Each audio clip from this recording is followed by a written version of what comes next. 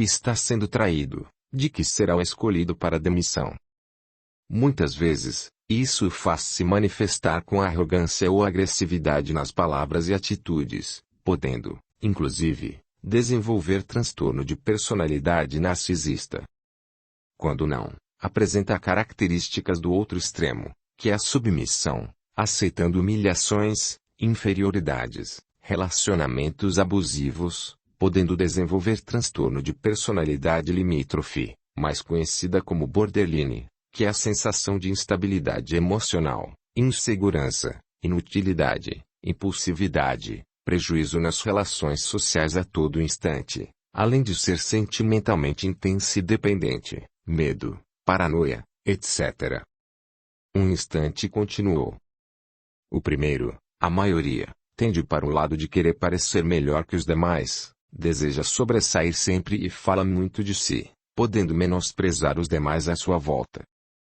O segundo, tende a ser extremamente submisso e aceitar qualquer posição inferior, como eu disse. De qualquer forma, os dois têm incrível, imensa dificuldade em situações que podem terminar em ruptura, como namoro, casamento, amizade, demissão.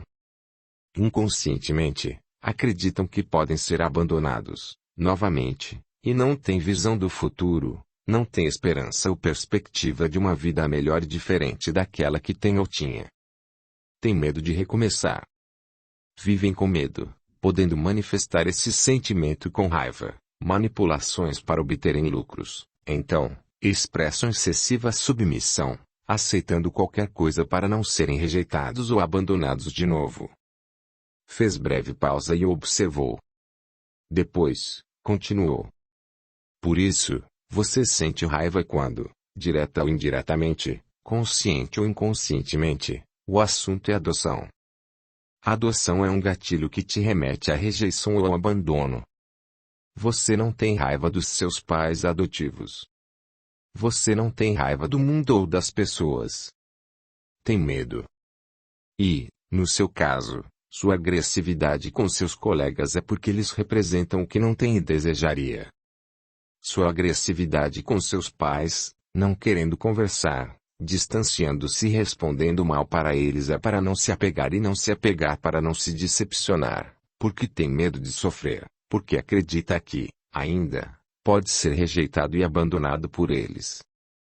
À medida que tiver mais confiança em si mesmo, esse medo vai passar, essa dor vai aliviar. Viu-o muito atento e disse: Matias, esse sentimento, essa dificuldade com a rejeição e com o abandono não é somente de filhos adotivos, não. Não é uma insegurança somente dos que foram abandonados em orfanatos e nunca tiveram nem mesmo pais adotivos. Essa dor imensa e essa tristeza indefinidas também são experimentadas por filhos consanguíneos, que todos os dias vivem sob o mesmo teto que seus pais, quando eles são ausentes, narcisistas, arrogantes, egoístas, insensíveis, depressivos, tóxicos, transtornados ou frustrados, agressivos de modo físico, moral ou espiritual. Milhares e milhares de filhos são rejeitados e abandonados por seus pais consanguíneos, mesmo vivendo sob o mesmo teto, diariamente, e independente do nível social, do grau de escolarização, cultura. Às vezes, é só um pai, também pode ser só mãe. Terrível quando são os dois. Esses filhos não têm atenção ou carinho, conforto, segurança, explicações de o porquê de seus pais serem assim. Alguns são pais mecânicos, automáticos por conta da obrigatoriedade, rudes ao se apresentarem com feições que agridem e geram medo ou desprezo, perversos com castigos e agressões, grosseiros com palavras e gestos. Existem várias formas e tipos de torturas psicológicas que muitos não imaginam. Uma delas é a comparação. Comparar o filho a outra criança ou adolescente é uma agressão sem precedentes. Além disso, famílias sem religiosidade, sem espiritualização, sem recursos morais, sem princípios, sem educação, sem união, sem harmonia e respeito entre si a causa de muito desequilíbrio e tristeza indefinidos. Existem muitos filhos inseguros, doentes emocionalmente, com raiva reprimida, conflitos imensos, dúvidas e que nem sabem o porquê e demonstram com rebeldia. Às vezes, alguns deles se manifestam agredindo o próprio corpo, o próprio visual, unindo-se a outros jovens problemáticos, aderindo às causas desnecessárias, sem fundamentos e improdutivas para chamarem a atenção como um grito de socorro. Cada caso é um caso. Você consegue entender? Consigo. Entendi sim. Mesmo você entendendo, é necessário voltarmos a esse assunto outras vezes e isso vai acontecer naturalmente, sem forçarmos ou quando quiser. O importante, Matias, é compreendermos e aceitarmos que nascemos para evoluir. Entender que tudo o que nos acontece é para mudarmos a nós e não ao mundo. Entender isso é ter inteligência emocional. Quando temos um problema, nós o atraímos por diversos meios e isso não importa. O importante é que existe um caminho para a solução e essa solução só depende de nós e de mais ninguém. Precisamos tomar muito cuidado quando vivemos em um meio, em uma sociedade, em um grupo ou quando encontramos um profissional na área da saúde mental que quer nos fortalecer como vítimas. Cuidado! Nos fortalecer como vítimas. Como assim? Quis saber o jovem. Nos dias atuais, com a melhor das intenções, encontramos pessoas, grupos, sociedades ou profissionais que querem ajudar a nos libertar das dores e não nos fazer crescer por meio delas. Percebemos muito isso hoje em dia. Necessitamos ficar atentos. Se uma dor emocional, psicológica é percebida, dentro de certas abordagens de terapias, ou pela visão de alguns amigos e conhecidos, alguns querem te libertar da dor e não fazer com que você cresça por meio dela. Sem maldade, o objetivo dessas pessoas é te confortar, te livrar da dor e não te ver crescer. Isso nem é culpa da pessoa, ela não o faz por mal. É um problema de sua visão limitada e incompleta perante a vida. Como eu já te disse, tudo o que nos acontece é porque atraímos por diversos meios. O objetivo de uma dor, na nossa existência, é o nosso crescimento. Piedade, conforto, acomodação não fazem ninguém evoluir. Muitas vezes, as pessoas acreditam que transferindo a responsabilidade de um problema, de uma dor para uma outra pessoa ou fator externo, haverá diminuição do peso ou um alívio, mas isso tira qualquer possibilidade de reação, de ação e de mudança que ela poderia ter ao enfrentar esse problema ou essa dor. Tem gente que, quando acha um responsável por seus problemas, acomoda-se e só fica apontando de quem é a culpa por ele estar naquele estado, naquela condição, naquela situação.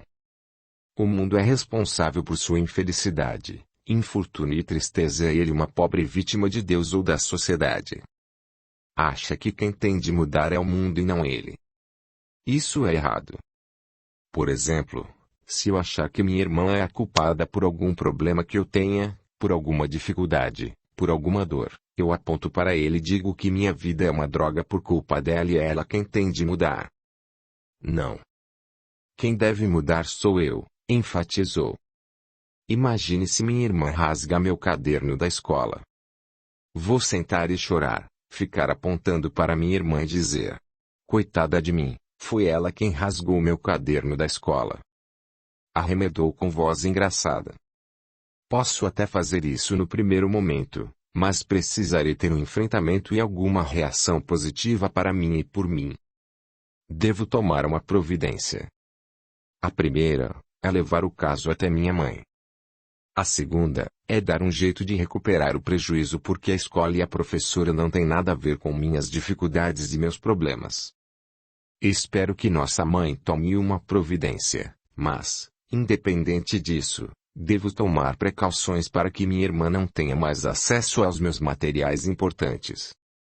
A experiência me mostrou que não devo confiar, totalmente, nela e devo me alertar para esse tipo de atitude dela e dos outros.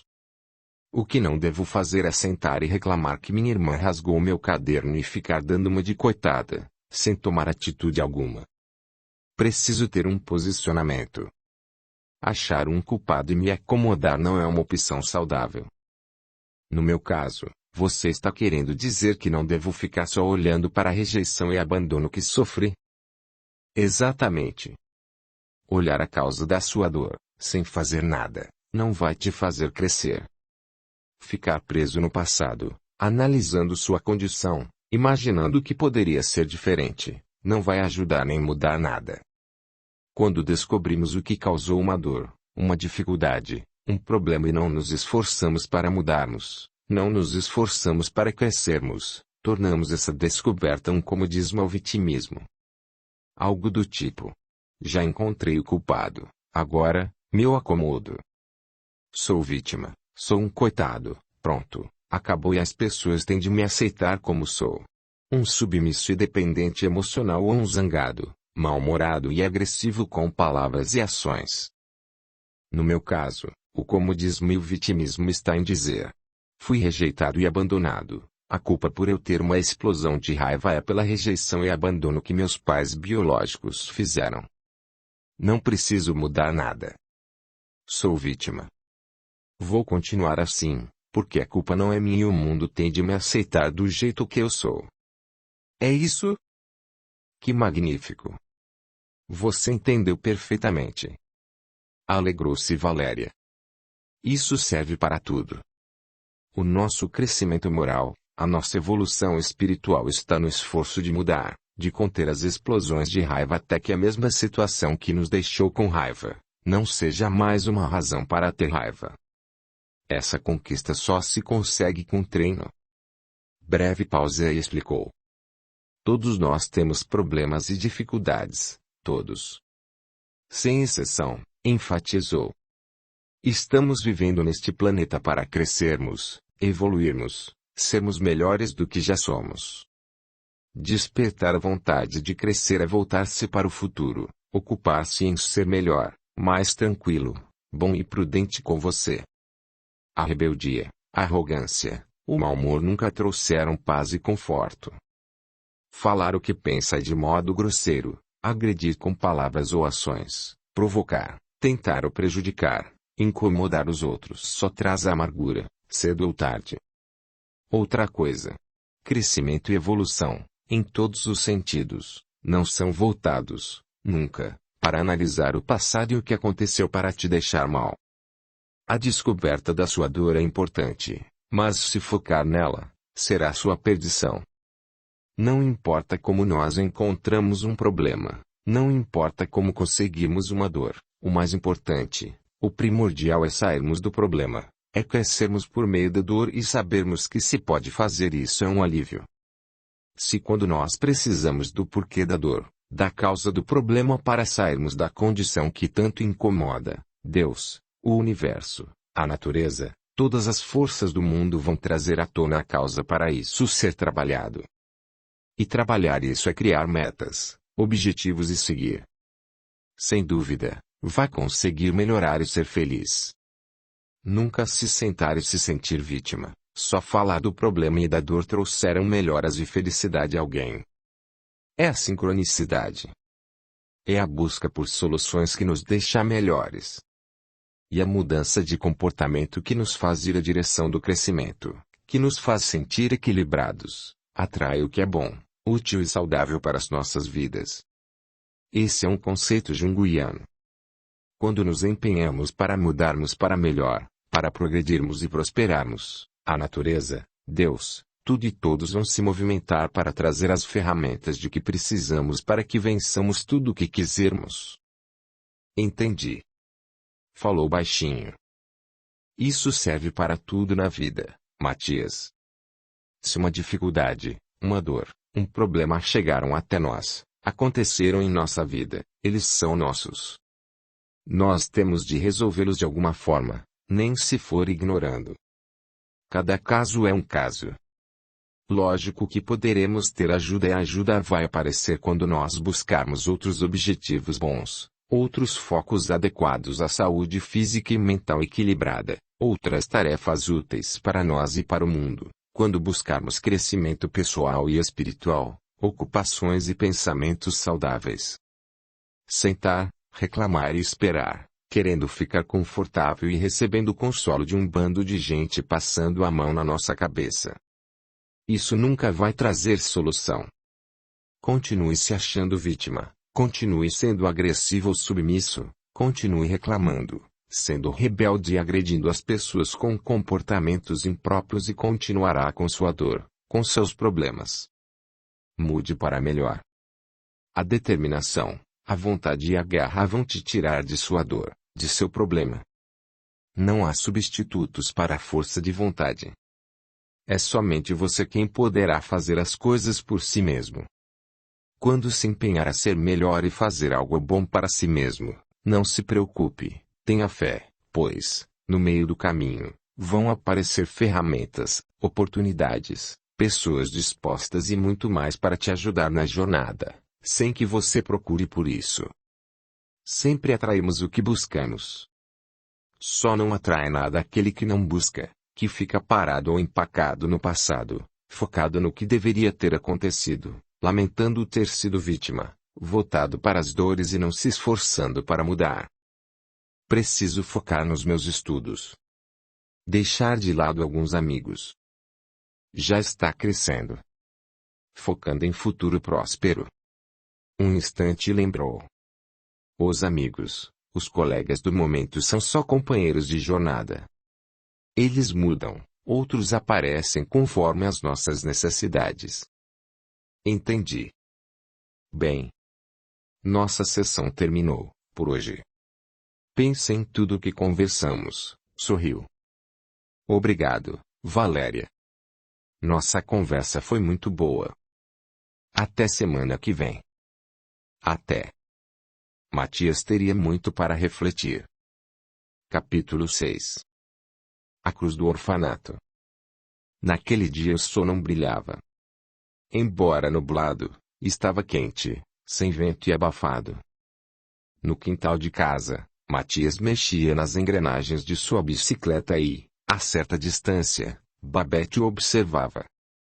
A garota parecia interessada e esperançosa de que o jovem a convidasse para dar uma volta e ele sabia disso. Após lubrificar as correntes, quase murmurando, disse: Pede para tua mãe te deixar dar uma volta de bicicleta na praia. Veja se ela deixa. Babette entrou correndo e logo voltou com a resposta. Ela deixou, mas pediu para não irmos longe. Só vamos até a praia, ali, em frente. Monta, aqui, na garupa. Posso pedalar? Pediu animada. Na rua não. Na praia eu deixo. Tá bom, contentou-se. Após se acomodar na garupa da velha bicicleta, segurou a cintura de Matias e se foram. Aquilo a encantou. Ficou extremamente feliz. Na praia, conforme prometido, o jovem a deixou pedalar sozinha pela areia, orientando para que não fosse longe. Não gostaria de perdê-la de vista. Enquanto isso, ficou sentado, olhando-a ir de um lado para outro, pensativo ainda sobre o que havia conversado com Valéria na sessão de psicoterapia. Compreendeu que precisava mudar para não continuar com aquela dor. Estava decidido a se esforçar. Sabia que, para livrar-se do sofrimento e de tudo o que não gostaria de ser e ter, necessitaria mudar de atitudes, pois, ser como sempre foi nunca solucionou nada nem teve alívio para o desconforto emocional que sentia. Seria como se autoeducar. Achou bom ter os pais que tinha. Eles eram compreensivos, firmes quando necessário. Talvez sua vida fosse diferente em companhia de outras pessoas. Gostava das orientações da psicóloga e percebia o próprio progresso, mesmo que lento. A praia estava quase deserta e sem movimento. Naquele dia, poucos faziam caminhada e quase nenhum banhista estava na água. Muito tempo depois, Babette chegou até ele, ofereceu a bicicleta e perguntou: Você não quer andar? Sorriu lindamente, deixando as covinhas aparecerem no seu rosto. Não. Ele retribuiu o sorriso e observou que a menina não era egoísta. Anda aí, você. Tem certeza? Tenho. Aproveita que está na praia. Não é sempre que pode vir aqui. Anda aí. No que você está pensando? Indagou de repente, talvez por vê-lo pensativo demais. Matias franziu a testa e ficou reflexivo. O que uma menina daquela idade entenderia sobre dúvidas, inseguranças e anseios? No momento seguinte, achou graça e sorriu ao responder. Nada. Não estou pensando em nada. Está sim. Achou graça. Você lê pensamentos, por acaso? Não exatamente. Mas. Sabe. Uma de suas avós, aqui está morta, ela é a mãe do seu pai. Ela está me dizendo que sua mãe de verdade merece piedade e perdão. Não fique com raiva dela. Do que você está falando? Ficou sério, quase irritado. Sua mãe verdadeira já morreu e está aí do seu lado, chorando muito. Ela está meio confusa. Não consegue ver sua avó, que também está aí, ó, apontou. Você não sabe do que está falando. Vamos embora. Sei sim, quase gritou. Sua mãe de verdade chora porque deixou você e fugiu. Ela achou que foi a melhor coisa que fez, mas depois se arrependeu. Na verdade, ela fez a melhor coisa, nem imagina. Quando você ficar revoltado, porque não conheceu sua mãe, é porque ela entra em desespero e aí você sente raiva e nem sabe a razão. Quem te disse isso? Ela, ó, apontou para onde não havia ninguém. Você é boba, enervou-se. Não sou. Está confuso porque sua mãe o abandonou e você nunca lhe perdoou por isso. Ela fica desesperada e você com raiva. Acha que sua vida seria diferente com ela? Seria nada. Seria uma porcaria imensa, gesticulou abrindo os braços para demonstrar grandeza. Você ainda vai descobrir isso. Deixa de ser idiota. Vamos embora. Levantou-se, tomou a bicicleta das mãos da menina e foi caminhando rumo à calçada. Babette o seguiu a pé, mas dizia: eu deveria ter ficado quieta. Mas precisava saber. Ela se arrependeu de ter abandonado você. Garante que sua vida é bem melhor com seus pais. Ela era cheia de vícios. Calhe a boca, parou e a encarou. Fique calada. Entendeu? Pare de mentir. Deve ter escutado sua mãe conversando com a minha e agora. Não estou mentindo. Ela colocou você em uma caixa e abandonou no hospital. Queria que uma enfermeira ou médico o adotasse. E o que mais? Parou e a encarou. Você não sabe de mais nada. Só está repetindo coisas que ouviu. Não. Não estou. E posso provar. Quando você era pequeno, lá no orfanato, entrou na igreja e olhou para Jesus na cruz e falou assim: olha aqui, cara, só vou acreditar em você se eu for adotado logo. Todos meus colegas já foram, só resto eu. Aí, você puxou a toalha do altar e deixou tudo cair no chão. O vaso com água, as flores e outras coisas. E ainda falou de novo, olhando para Jesus. Tô com raiva mesmo. Me prova que você existe. E saiu correndo. Depois de uns dias, a tia Otília apareceu lá. Hoje, quando lembra isso, acha que foi coincidência, mas fica em dúvida depois. Você é inseguro, expressou-se em tom engraçado, parecendo reprová-lo.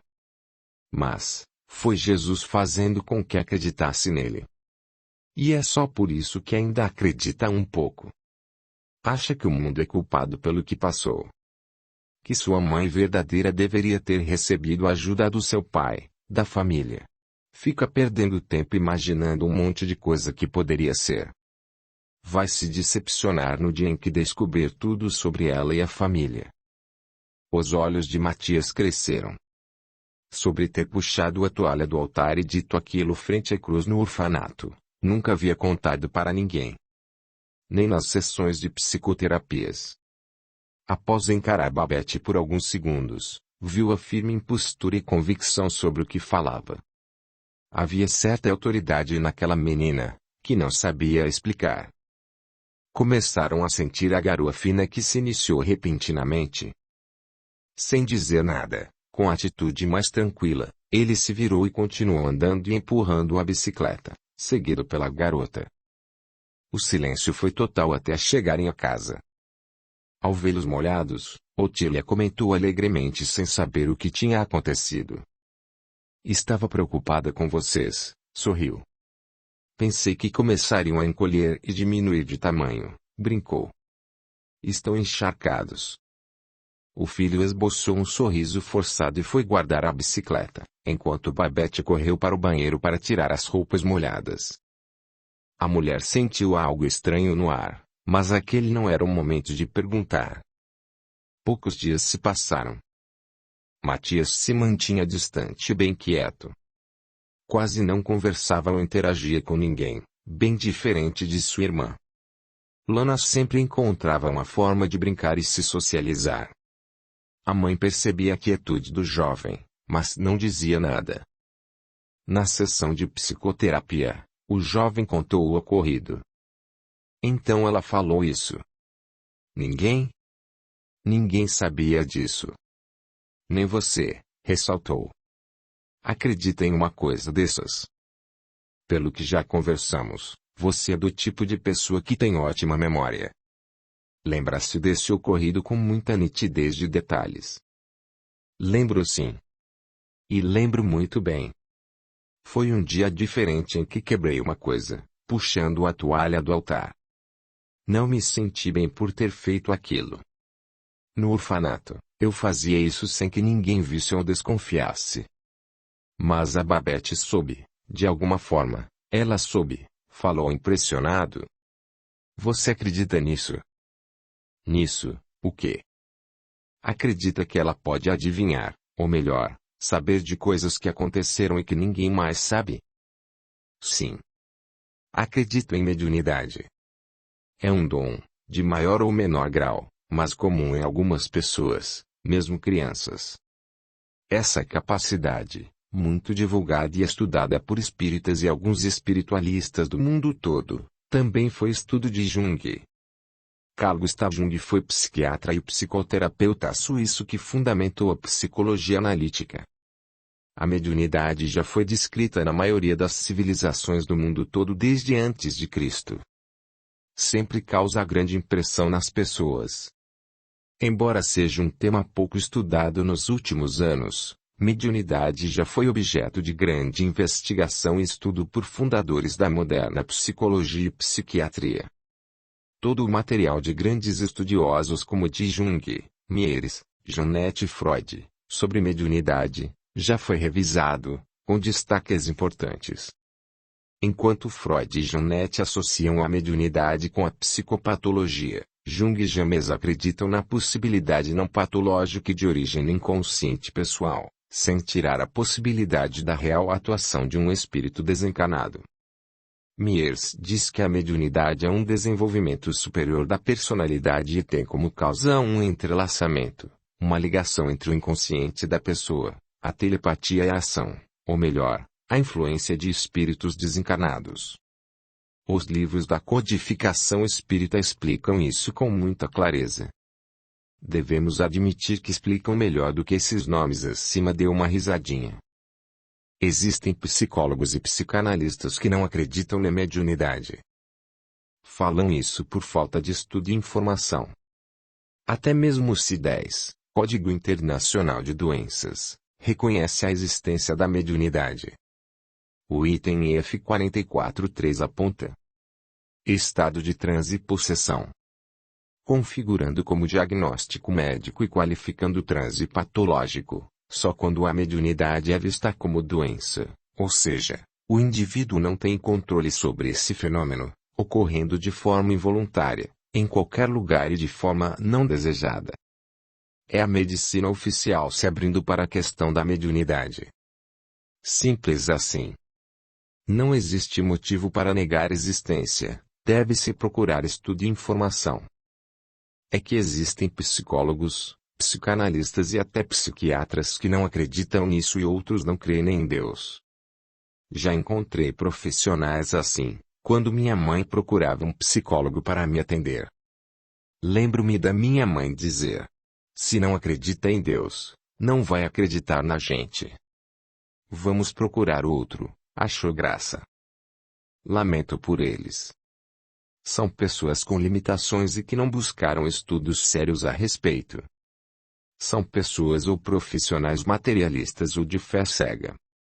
No último caso, em virtude de suas próprias crenças religiosas. Por que as pessoas são materialistas? Interessou-se Matias. Muito provavelmente, porque é cômodo viver o presente sem a preocupação de ter de assumir as responsabilidades de tudo o que se faz. Alguns cometem equívocos, fazem o que não devem com outras pessoas e aí não aceitam serem responsáveis para terem de harmonizar o que desarmonizaram. Não aceitam a lei de causa e efeito. Mas, quando a conta chega e precisam experimentar a dor, o amargor que, um dia, proporcionaram, acham que é puro azar, que é vítima do mundo e culpa dos outros. Acreditam que o mundo tem a obrigação de ajudá-los. Geralmente, acham-se vitimistas, reclamam do quanto a vida foi cruel, do quanto outras pessoas foram más com eles. Eu sou uma pessoa que se vitimiza. Que acha que o mundo e as pessoas foram cruéis comigo. Você se vê assim? Não sei.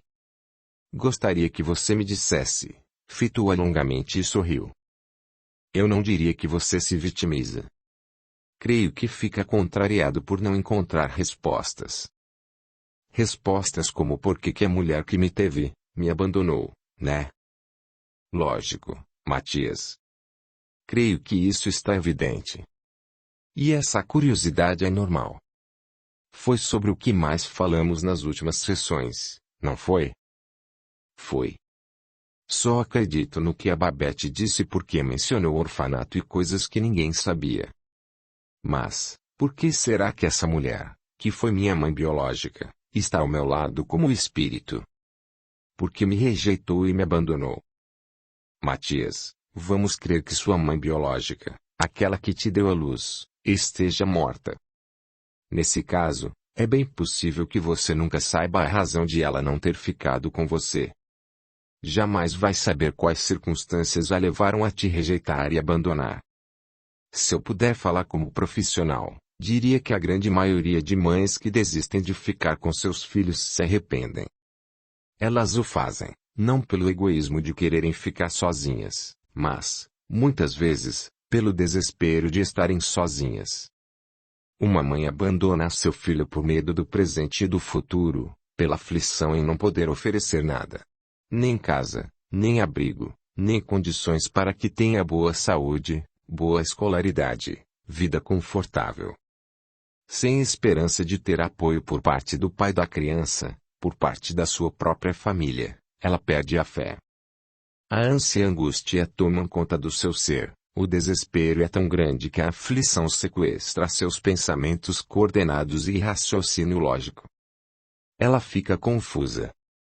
Medo, pavor, pânico é o que, geralmente, a definem. Em sua mente, muito provavelmente, não existe o desejo de se livrar do filho no sentido de que ele não deveria existir e precisa estar morto. Se ela o quisesse morto, teria abortado. Quando essa mãe, desesperada, abandona seu filho, é com a esperança de que alguém, melhor do que ela, de alguma forma, cuide muito bem dele. Sua mãe o deixou dentro de uma caixa, agasalhado com panos, nos fundos do hospital. Uma maternidade. O desejo dela, o sonho dela, era que você fosse encontrado, pois o deixou em lugar visível, pelo que contaram. Ela queria que fosse cuidado por um profissional da saúde, por isso procurou um hospital. Alguém mais responsável do que ela. Sua mãe não tinha nada contra você, tanto que o deixou nascer. Sofreu todas as dificuldades da gestação, as dores do parto e sabe-se lá mais o que. Como eu disse, as mulheres que abandonam um filho, na maioria das vezes, não é por não o amar, é por amá-lo e acreditar que esse filho viveria melhor sem ela, sob os cuidados de outra pessoa. Porque não é fácil abrir mão de um filho. Ela está desencanada, conforme a Babette disse. Está confusa e chorando ainda. Você é espírita. Crê em Deus, em Jesus, em reencarnação. Deve saber que os desencanados recebem nossas vibrações, preces, pensamentos. O que acha de orar por ela? Orar por ela? Surpreendeu-se. Sim. Fazer uma prece, oferecer pensamentos bons e positivos. Como se conversasse com ela. Dentro da sua crença, da sua fé, dos seus princípios religiosos e filosóficos, pode, muito bem, conversar com ela, orar, desejar o bem. Por que me pede para fazer isso? Não estou pedindo, Valéria foi firme. Perguntei o que você acha de orar por ela, dentro do seu alicerce moral e religioso, pois, sabendo que os espíritos recebem nossas vibrações, vai se sentir melhor se oferecer algo bom a ela. Entendi em parte. É assim, Matias, sempre nos sentimos bem, quando consolamos pessoas e fazemos o bem. Isso nos deixa melhores e aliviados. Pode experimentar. Prece não custa nada e faz bem ao coração de quem faz e de quem recebe. Pense nisso. Não sei o nome dela. Murmurou. Não precisa saber. Mas, se isso incomoda, dê um nome a ela. Quando sabemos dar um nome a algumas coisas ou a alguém, tudo fica mais claro. Viu-o reflexivo por longos segundos. Tendo em vista o fim do horário da sessão, Valéria falou. Bem. Nosso tempo acabou por hoje. Aguardo você na próxima semana. Obrigado. Antes de sair, Matias sorriu e disse. Obrigado mesmo, Valéria. Essas últimas sessões estão valendo muito a pena. Foram muito boas e me esclareceram bastante. Estou me sentindo muito leve. Que bom. Mas quero lembrar que essas últimas sessões só foram boas por causa das primeiras terem existido. Nem sempre os resultados são rápidos, sorriu. A construção de uma casa com alicerce exposto, paredes de tijolos ainda mostra pela metade. Não significa muito, não tem nada de atrativo. Mas, com reboco, acabamento, pintura, mobília e decoração de bom gosto, é outra coisa. Todos admiram. Pessoas são assim. A pessoa precisa se construir ou se reconstruir. Fazer o acabamento, entendendo o que aconteceu com ela, reconstruindo-se com firmeza e descobrindo suas aptidões, suas fraquezas, seus dons e talentos. Decorando-se com alegria e descobrindo sua missão e importância no mundo. A psicoterapia, com profissional responsável, faz isso com as pessoas que se esforçam em melhorar e crescer. Sabe, Matias, não existe ser humano sem dor, sem problemas, sem dúvidas, sem inseguranças e conflitos. Não existe. O que existe são meios diferentes de fazerem pessoas saberem lidar com a dor, com os problemas, as dúvidas, inseguranças e os conflitos. Quando a pessoa descobre que o que lhe aconteceu foi em função de ela ser melhor, mais forte e equilibrada, ela perde o medo, vive com mais leveza, torna-se feliz, segura de si, independente do que esteja vivendo. Seus pensamentos e a forma de ver a vida mudam, seu jeito de lidar com a vida e com os outros mudam. Ela não dá mais importância ao que não precisa, nem olha para as coisas ou pessoas pequenas. Ninguém mais a maltrata porque ela não deixa ou ignora totalmente, então suas esperanças, vitórias e prosperidade só aumentam. Ela evolui e encontra paz. Isso é possível? Sim. Posso garantir que é. Me dê 2 exemplos de pessoas com dificuldades para evoluir e encontrar a paz, pediu. Dou até mais. As que só reclamam e não se esforçam para mudarem e serem melhores, superando os desafios. As que se vitimizam e culpam os outros por suas dificuldades.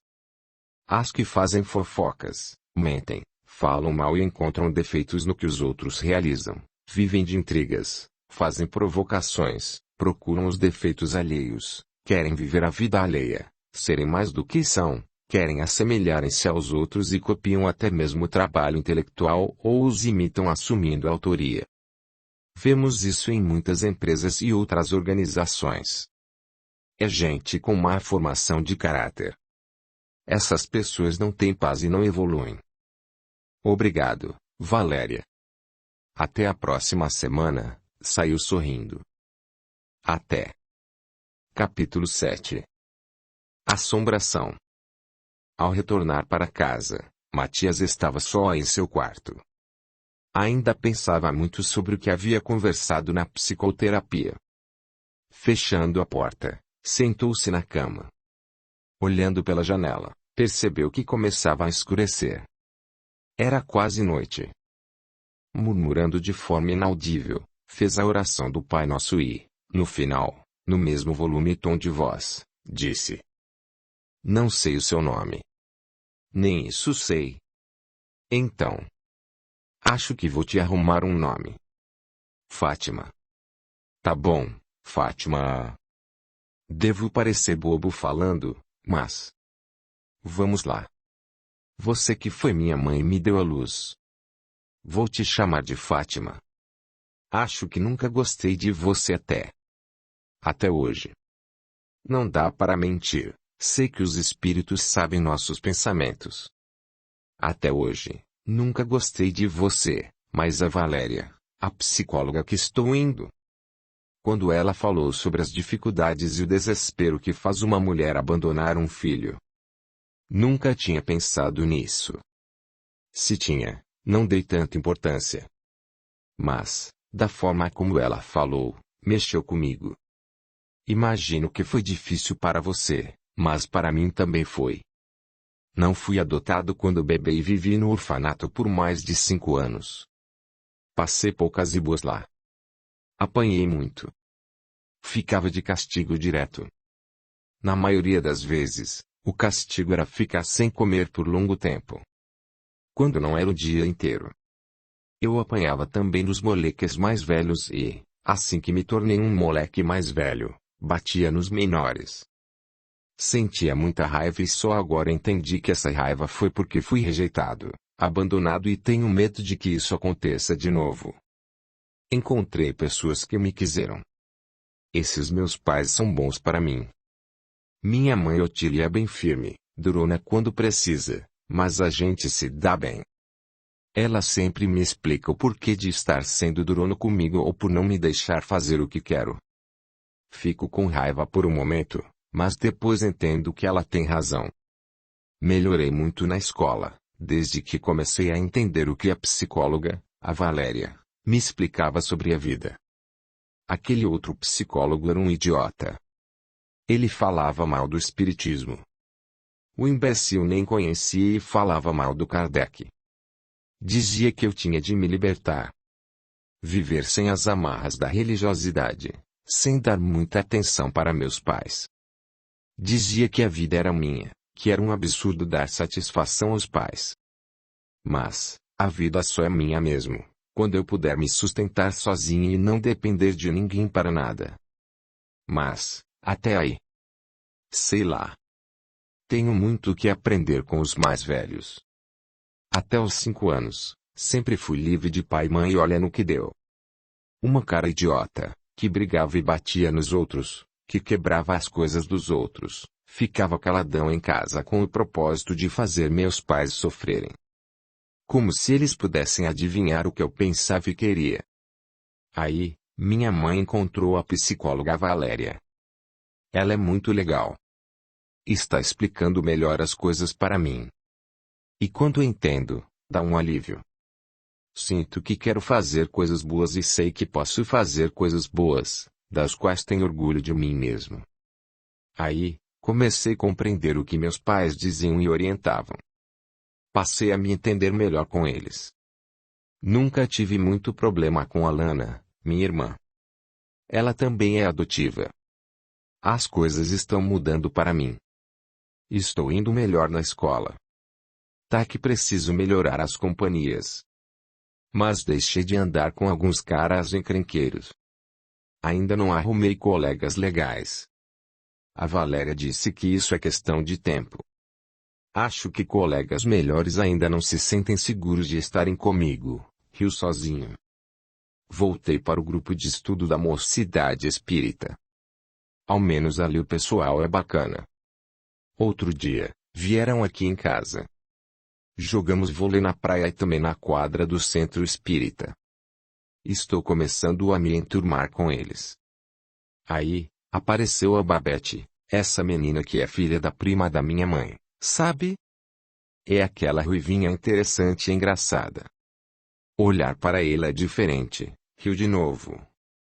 Ela invade a alma da gente com aqueles olhos verdes. É esquisito. Parece que a gente leva um choque, riu. Então, a Babette disse que viu você, minha mãe verdadeira. Disse que estava chorando. Isso me deixou chateado, meio para baixo. Fiquei com raiva de novo. Mas aí, acho que a raiva foi porque não entendi o seu lado, a razão de você ter me abandonado. Mas, conversando com a Valéria, ela falou de um jeito. Daí percebi que a fiquei com pena. Se estava chorando, não deveria estar bem. Então ela sugeriu que eu orasse. Longa pausa. Estou explicando tudo isso para que entenda o que está acontecendo. Não precisa chorar nem se arrepender e ficar confusa. Já foi. Tá feito. Bola pra frente, ressaltou. Não dá para mudar. Você deve ter tido um problema bem sério para me abandonar no hospital. Hoje, tenho uma família bem legal. Fui bem acolhido, sou querido, bem cuidado. Estou estudando em uma escola legal. Penso em fazer faculdade. Então, Fátima, mãe que me teve, quero te dizer obrigado. Eu agradeço por me dar a vida. Você foi a porta para eu chegar neste mundo. Não sei o que tenho para aprender com isso tudo que experimento, mas sei que tenho algo para aprender, né? Então, olha. Não chora não, cara. Fica na paz. Ora para Deus e pede ajuda para Ele. Se fizer isso, tenho certeza de que vai ser socorrida e amparada. Vai para um lugar legal e não fica vagando por aqui no meio dos encanados, que não é o seu lugar. Reza, pedindo ajuda. Saber que você está triste, também me deixa triste e preocupado. Olha, deixa o passado quieto. Vamos orar. Breve pausa e orou, conforme aprendeu na doutrina espírita, não oração pronta, mas com palavras que saíam do seu coração. Deus, Pai da vida, eu e a Fátima agradecemos a vida. É nela que temos a oportunidade de corrigir as falhas, de nos aperfeiçoarmos. Sabe, Deus, quero pedir muita luz para Fátima, a mulher que me deu a oportunidade da vida e que, agora, está no mundo espiritual. Ela precisa de socorro em lugar apropriado e de paz. Muita paz. Na boa, eu vou ficar bem, ser um homem bom. Fui um idiota por muito tempo, mas estou me encontrando, entendendo a mim e aos outros. Deus, ajuda a Fátima a parar de sofrer. Peço que os espíritos mais elevados tomem conta dela e ajudem a ir para uma colônia espiritual boa, para se sentir amparada, para que possa aprender e ficar plena, recomposta e esclarecida. Ficou emocionado, deixando 2 lágrimas rolarem em seu rosto. Por favor, Deus. Ajuda a gente. Que assim seja, secou o rosto com as mãos. Terminou e ficou em silêncio por longos minutos. Depois, respirou fundo, levantou-se e foi para a cozinha. Já vou servir o jantar, Matias, disse Otília. Não vá sair. É cedo, mãe. São quase 7 horas da noite ainda. Só vou ali no portão. Ela nada disse e o jovem se foi. Chegando à frente da casa, viu Babette sentada em cima do muro, com as pernas balançando para o lado da rua. Pensou em voltar, mas, sem vê-lo, a menina indagou. Você está aí? Não. Fui, Ela achou graça e se virou, olhando para ele e vendo-o sorrir. Desculpa pelo que falei na praia, disse a menina. Não tem importância. Matias ficou em silêncio e ela também. Algum tempo depois, ele resolveu perguntar. Foi somente lá na praia que viu a mulher chorando ao meu lado? Não. Ela vivia grudada em você, pra lá e pra cá. Se jogava no chão, chorava. Lá na praia, foi a primeira vez que vi sua avó, mãe do seu pai, que lamenta muito pelo que o filho se tornou. Ele olhou para os lados, aproximou-se mais, debruçando no muro e ficando ao lado dela. Com tranquilidade, quis saber. Ainda a vê? Vê mais alguém comigo? Não é tudo o que vejo nem a toda hora. Às vezes, sinto ou posso saber como se eu enxergasse a cena dentro da minha cabeça. Tem momentos que não vejo nem sinto nada. Estudei sobre isso na casa espírita que frequentamos. Lá, tem um grupo de jovens da mocidade espírita. Nós estudamos e conversamos muito a respeito desse e de outros assuntos. Isso que você tem, sobre ver o que os outros não podem ver, é mediunidade. O médium não é adivinho. Ele só sabe o que a espiritualidade deixa saber, por isso que não é sempre que sabe de tudo. Só sabe o que seu mentor ou anjo da guarda diz. Eu gostaria de estudar essas coisas. Pede para sua mãe te levar a uma casa espírita séria, onde façam estudos da doutrina. Que eu saiba, é o único lugar que se aprende sobre isso. Minha mãe não acredita em mim. Ela acha que é coisa da minha imaginação. Pensa que invento, minto. Não suporta saber que eu vejo gente que já morreu ou que saiba de alguma coisa que ninguém mais sabe. Conversava sem olhar para ele, sempre voltada para a rua e balançando, suavemente, as pernas. Às vezes, Matias tentava se curvar debruçado no muro, esforçando-se para ver seu rosto entre os cabelos longos soltos, mas a menina não se virava. Só olhava para a frente. Mesmo assim, curioso, ele indagou. Tem alguém ao meu lado agora? Não vejo. Mas sei que sua avó, a que foi mãe do seu pai, está aqui. E disse que o nome da sua mãe é Lilian. Mas o nome não importa. Sua oração foi ouvida e fez muito bem a ela, que rezou junto e se emocionou quando pediu ajuda e socorro. A Lilian sentiu que não tem mais raiva dela e entendeu. Aí viu a sua avó e outros, que a levaram para um lugar igual ao que pediu. Matias sentiu-se gelar. Não sabia o que dizer. Ficou confuso e aliviado ao mesmo tempo. Certo grau de nervosismo o dominou. Embora fosse espírita e educado com os princípios dessa filosofia, não duvidou das palavras de Babette, porque seria impossível a menina saber tudo aquilo. Então. A Lilian está bem agora. Está. Como você vê esses espíritos? Interessou-se. Alguns aparecem para mim igual a você. Outros têm uma imagem fraca, transparente e ainda tem aqueles que vejo na minha cabeça como se fosse uma lembrança. A pessoa que estiver junto de você nunca vê nada. Teve um dia que minha mãe viu, mas não quis acreditar nem assim. Ainda brigou comigo. Se você morasse aqui, a gente iria junto para a casa espírita. O jovem sorriu. Aprenderia tanta coisa. Seria muito bom. Tiraria suas dúvidas, aprenderia coisas novas, educaria a mediunidade. Babette voltou-se para ele. Ficou parada, olhando-o por um momento longo. Seu rosto alvo iluminou-se de modo diferente quando sorriu e deixou as covinhas aparecerem nas laterais da face. Seus olhos tinham um brilho forte e único, que invadiu a alma de Matias a ponto de inquietá-lo e fazer o jovem se remexer. Nesse instante, ouviram a voz de Otília chamando-os para jantar. Olharam em direção de onde vinha o som, mas não se incomodaram em atender ou responder. Minha família é espírita. No espiritismo tem muitas explicações sobre tudo isso. Você deveria conhecer. A tia Otília me falou. Ela também disse para eu não contar sobre isso para todos. Também acho.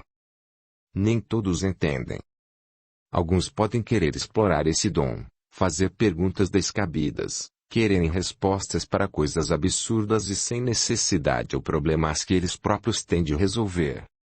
Isso eu aprendi na casa espírita. Você acha que isso some quando a gente cresce? Babette se preocupou em saber. Até onde sei, na maioria dos casos, sim. Some. Novamente, Otília os chamou e, dessa vez, obedeceram. Iraci e as filhas se arrumaram para irem embora e Otília estava triste. Gostou muito da companhia da prima e das meninas. Minha casa está aberta para vocês. Nem precisa avisar. Quando quiser, é só vir para cá. E enquanto não vierem, manda notícias. Como não tenho telefone, liga para Dona Álvara, aqui do lado, que ela me chama. Você conheceu. É uma senhora muito bondosa.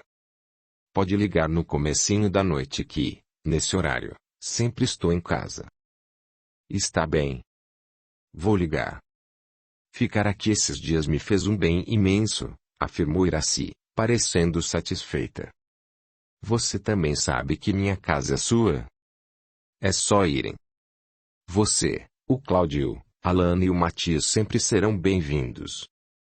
Olharam-se por um instante e se abraçaram demoradamente. Pensa com carinho naquilo que falei sobre a Babette, Otília pediu com jeitinho, mas percebeu a prima fechar o sorriso e silenciar. Mesmo não acreditando. Dê uma lida no livro que te dei. Não posso garantir, Otília. Sabe o quanto sou sincera. Além disso, ao voltar, tenho tanta, mas tanta coisa para tomar conta e aprender e... Isso ainda me tomaria mais tempo. A prima somente sorriu. Decidiu não dizer mais nada e respeitou, apesar de sentir o coração apertado e uma angústia indefinida sobre aquele assunto. Foram para a rodoviária e se despediram definitivamente. Iraci e as filhas teriam longo caminho de volta para casa. Após a viagem de morada, chegaram aonde moravam. Sem perder tempo, Babette correu para a cozinha à procura de Efigênia, jogando-se em seus braços e dizendo: Que bom ver você, Fifi. Senti tanta saudade, falou feliz. Eu também tava com saudade de você, menina, abraçou-a e tentou levantá-la, mas não conseguiu. Upa! Como você cresceu!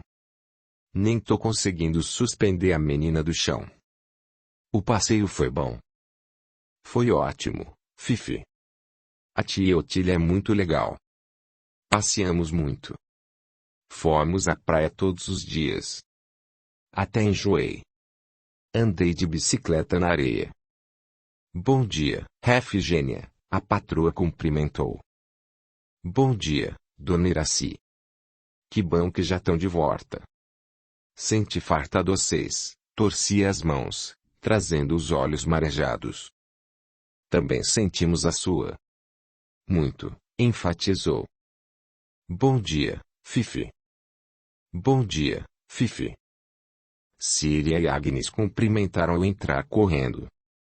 Bom dia, meninas. É tão bom ver vocês, abraçou-as com carinho. Nesse momento, Babette foi para o quintal e elas continuaram conversando.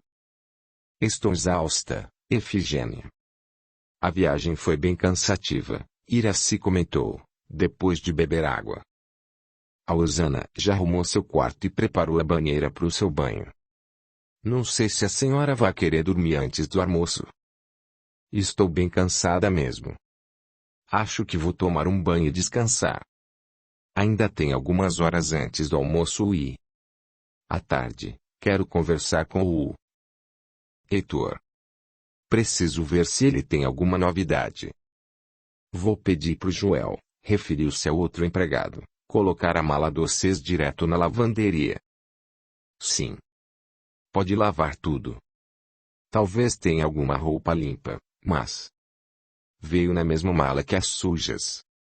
melhor lavar. Quando a viu virar para sair, Efigênia avisou. Dona Iraci, o doutor Rogério, referiu-se ao médico veterinário, ligou quase todo o dia nos últimos dias. Fico perguntando quando é que a senhora voltava. Falei que não sabia. Mas, ontem, foi a Osana que atendeu. Eu tinha comentado com ela que a senhora já estava no caminho de casa dentro de um ônibus. Aí, ela atendeu e lhe perguntou e ela falou que a senhora voltava hoje. Não tem problema. Certamente, aconteceu algo na fazenda e ele precisa da minha decisão, disse isso, virou-se e foi para o quarto. No quintal, Babette já estava brincando com os dois cachorros havia algum tempo. Tinha sentido saudade dos animais de estimação. Ao vê-la, Joel alegrou-se e disse: Sabia que a menina ia chegar hoje e dei banho neles. Por isso prendi os dois aqui no cercado para não rolarem na terra e se sujarem. Se passar muito a mão neles vai se encher de pelos, sorriu, observando a felicidade da garota. Bom dia, seu Joel. O senhor está bem? Ah! Estou sim. Fiquei com saudade de você, afirmou sorrindo, fazendo-lhe um carinho na cabeça. Eu também do senhor. Os cachorros faziam festa, abanavam a cauda e se remexiam, soltando grunhidos de alegria por vê-la. Modificando a voz, impostando-a de modo doce, Babette dizia: Senti tanta saudade de vocês dois. Ah! Que gracinha! Meus cachorrinhos bonitinhos. Coisinhas lindas. Afagava-os com ternura e os animais correspondiam com lambidas em suas mãos. Eram dois cães sem raça definida. Grandes e fortes, de pelagem totalmente preta. Era difícil distingui-los de imediato pela grande semelhança. Mas Babette sabia quem era quem. Quando eles estiverem secos, vou soltar para brincar com você. Tá bom, seu Joel. Agora vou lá tomar banho. Estou cansada da viagem que foi longa demais. Então vai. Vai lá, incentivou-a sorrindo. Sentia que a menina trazia alegria para aquele lugar. Babette virou as costas e correu, balançando de um lado para outro, os cabelos ruivos, ondulados e compridos. Bonitos de se ver. O homem contemplou-a por alguns instantes e voltou-se para outra tarefa. Mas a garota não entrou na casa pela porta dos fundos, por onde havia saído. Deu a volta pelo largo corredor e foi para a frente da suntuosa residência, sem nem mesmo saber por quê. Parou no jardim da frente, sob uma árvore bem frondosa e olhou para a casa que sempre emanava um encanto, como uma atração inexplicável por sua exuberância. A maioria das janelas estavam abertas, permitindo o frescor e a luz da primavera adentrarem livremente em seu interior. Algumas cortinas brancas e longas esvoaçavam com leveza, dando um toque alegre com seus movimentos sobre as floreiras penduradas do lado de fora. Somente uma das vidraças estava fechada. A do escritório. E foi nela que Babette prendeu a sua atenção. Através dos vidros lacrados, na lateral em seu interior, a janela exibia as cortinas mortas, estáticas. Bem no meio da vidraça transparente, Babette viu, nitidamente, a mulher que, muitas vezes, estava ali. A menina não pensou em nada. Talvez nem tenha sentido medo. A passos lentos, aproximou-se e, à medida que chegava perto, mais nítida era a figura feminina. Quando se encontrava cerca de 1 metro, onde havia uma floreira pendurada na janela, a menina parou. Foi nesse momento que pôde ver muito bem aquele rosto pálido e sem vida. Em torno das pálpebras e lábios havia um tom roxo. Os olhos verdes eram grandes, fundos e assustados. Mesmo estando atrás do vidro, deu para ver quando estendeu a mão em direção da menina e fez um movimento chamando-a, ao mesmo tempo, abrindo a boca como se quisesse falar. Nesse instante, um grito chamou a atenção da garota, que olhou para o lado. Babette! Sai daí! Ficou doida? Sai daí, era Osana, desesperada, correndo em sua direção. Novamente, a menina olhou para a janela e a figura da mulher sumiu. Osana a alcançou, envolveu-a com um abraço e tirou-a dali, quase arrastando-a até a cozinha, onde, aos gritos, contou tudo para Efigênia. Criei Deus Pai Todo-Poderoso. Nossa Senhora do Livramento foi quem me mandou lá. A assombração estava esticando o braço para essa menina, chamando ela. Eu vi. Eu vi a assombração. Karma, Osana. Deixa de arruaça, pediu Efigênia.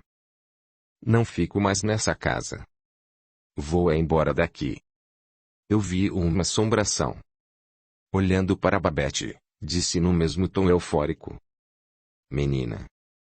Precisa fugir dessas coisas. Aquela assombração é tão perigosa que apareceu até de dia.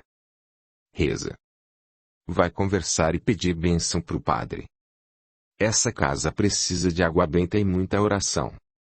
Fico arrepiada. Olha meu braço, mostrou. Sabia que naquele escritório tinha coisa, mas nunca tinha visto. O que é toda essa gritaria? Iraci perguntou enérgica, chegando à cozinha. Sem trégua, Osana contou. Eu tinha visto a menina correndo pro jardim da frente. Fiquei feliz por ver que tinha chegado de viagem e fui cumprimentar. Aí, ela foi devagar na direção da janela. Então olhei e vi aquela assombração feia, pálida, esticando a mão e chamando a Babette. Aí eu gritei. Fui lá, peguei a menina e vim pra cá. Mas tô indo embora, dona Iraci. Pode fazer minhas contas, exigiu, mostrando-se bem assustada. Se quer ir embora, farei suas contas. Mas, pare de fazer escândalo. E não venha com conversas de idiotas sobre assombração, enervou-se. Vem, Babette.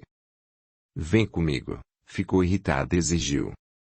Em seu quarto, a sós com a filha, ordenou. Pare com essas coisas. Estou cheia disso. Não fui eu que. Calhe a boca, determinou com um grito. Viu o que você fez? Perdemos uma empregada de confiança, que trabalha para a gente há mais de 5 anos. Tudo por causa das suas mentiras. Não fiz nada. Ela viu a mulher na janela do escritório, igual eu vi. Calhe a boca, Babette, berrou. Você não viu nada. Pode ser um reflexo das cortinas no vidro. Você deve ter falado para ela. Aí, a desequilibrada da Osana enxergou dizendo que viu coisa onde não havia nada. Pare com isso. Não me deixe louca. Não quero mais problemas. Mas, eu não falei nada para a Osa. Parou de falar quando levou um tapa no rosto e outro bem forte nas costas. Amedrontada, ficou quieta. Calada.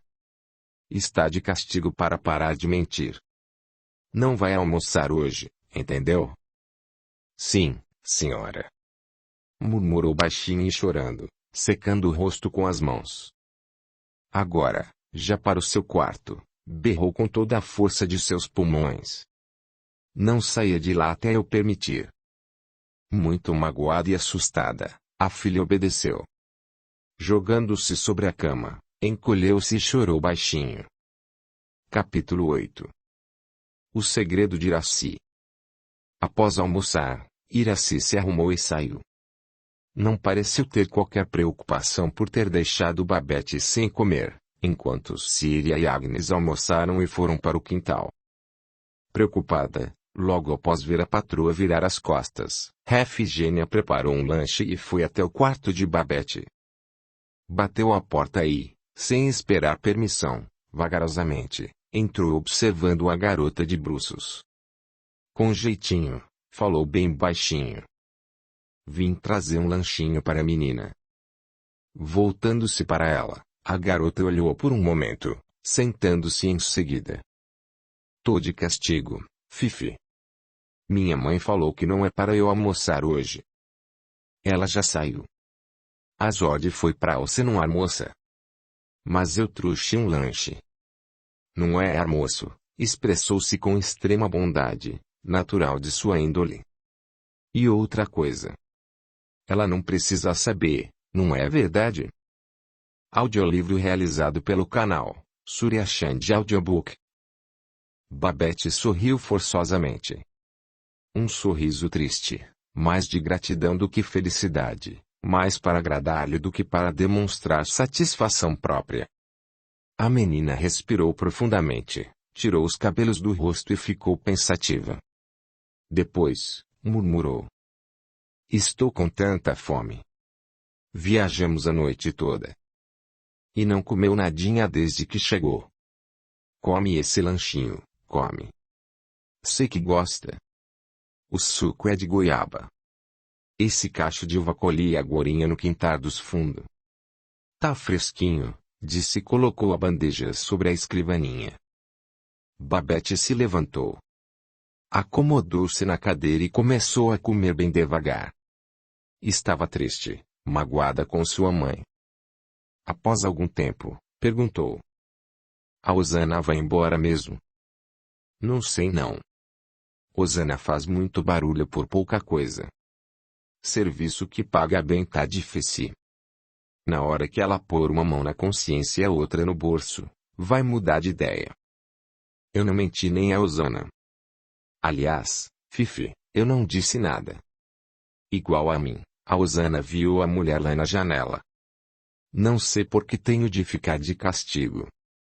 Dona Iraci tá nervosa, preocupada demais. Outro dia, ela também viu alguém naquela janela. Viu? Surpreendeu-se a menina. Não fale nada não. Mas, viu sim. Eu tava com ela, mas não vi nadinha. Depois ela correu pra dentro de casa e eu atrás. Olhamos o escritório todo e não tinha ninguém. Ela não me contou. Mas, Babette, você não precisa falar tudo o que vê. A tia Otília disse a mesma coisa.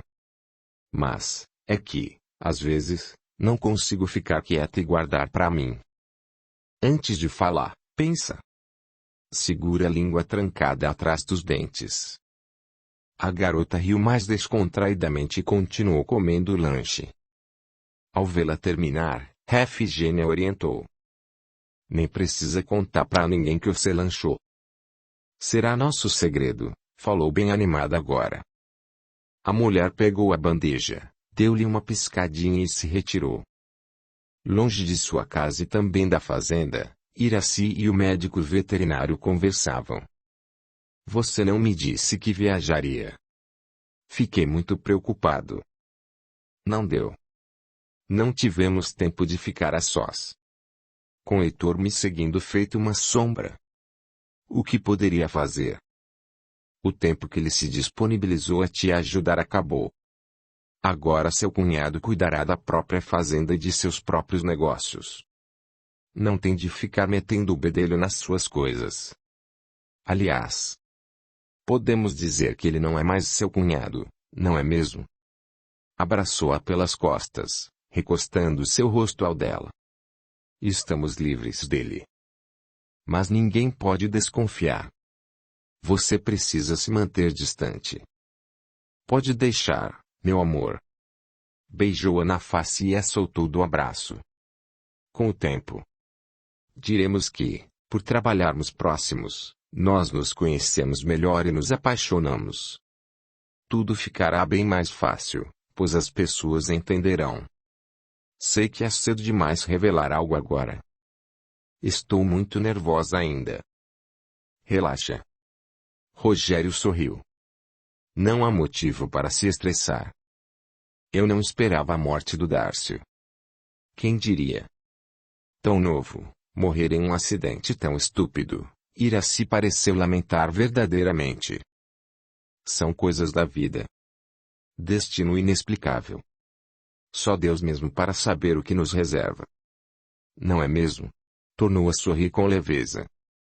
Cheguei a pensar. Ela titubeou. Não sabia se deveria falar. O quê? Olhou-a indefinidamente e ficou no aguardo. Um acidente como o dele, com um carro tão novo. Será que o Darcio se matou? Será que descobriu sobre nós e foi capaz de tirar a própria vida? Impossível, ressaltou. Fui uma das últimas pessoas que o viu saindo da fazenda. Ele estava bem, muito animado com os negócios. Não vi a hora de pegar o carro e ir para a indústria de ração, no interior de São Paulo. Um acidente como o dele. Despencou serra abaixo e sem ninguém ver. Só pode ter dormido ao volante. Foi o destino e... penso que estava escrito para nós dois ficarmos juntos, vivendo nosso amor. Breve instante e comentou. Logo após a morte dele, fiquei preocupado por você ter se afastado de mim. É lógico que precisei me afastar. Não teria cabimento os outros nos verem juntos. Poderíamos ter nos encontrado aqui, como sempre. Rogério ficou à sua frente, tirando-lhe uma mecha de cabelo do rosto, afagando-lhe em seguida. Iraci encolheu um ombro, vagarosamente, prendendo a mão dele em sua face. Ele a envolveu, demonstrando carinho ao acarinhar os cabelos. Como ficaremos? Ela quis saber, aparentando insegurança. Daremos um tempo, lógico. As pessoas da cidade, os funcionários da fazenda vão se acostumar a nos verem juntos. O mais importante para mim são suas filhas, principalmente, a Barbete, por ser mais velha. Ela pode influenciar as outras. Não quero contrariar ninguém. Sabe que gosto muito dessas meninas. Babette era mais apegada ao pai. Mas... é uma menina meiga. Vai aceitar. Estou torcendo para que sim. A única pessoa, no momento, que parece não me aceitar é o Bernardo. Por que insiste nisso? Iraci respirou fundo, de modo enfadado. Quantos anos ele tem? Uns 60. Talvez. Não sei dizer. Rogério suspirou, franziu a testa expressando preocupação e disse. Ele era o braço direito do Darcio e penso que se sente dono das terras e dos negócios do patrão. Não sei direito o que fazer. O Bernardo sempre foi um administrador exemplar. O Darcio gostava e confiava muito nele. Sei disso. Mas quem comandava, decidia e determinava era o Darcio. Agora, o Bernardo acha que tem de ser ele a decidir tudo, por isso manda, exige e quer ser obedecido. Quando, na verdade, não entende nada, principalmente, de reprodutores. Rogério suspirou fundo, envergando a boca, balançando a cabeça negativamente. Já vi como ele se impõe. Até comigo. Porém, penso em esperar até a abertura do testamento. Depois, vou pensar direito no que fazer. O Bernardo era muito bom no sentido de cumprir as ordens do Darcio, e insistiu no assunto para influenciá-la em alguma decisão futura. Mas, agora, não quer obedecer a ninguém. Não sabe tomar decisões.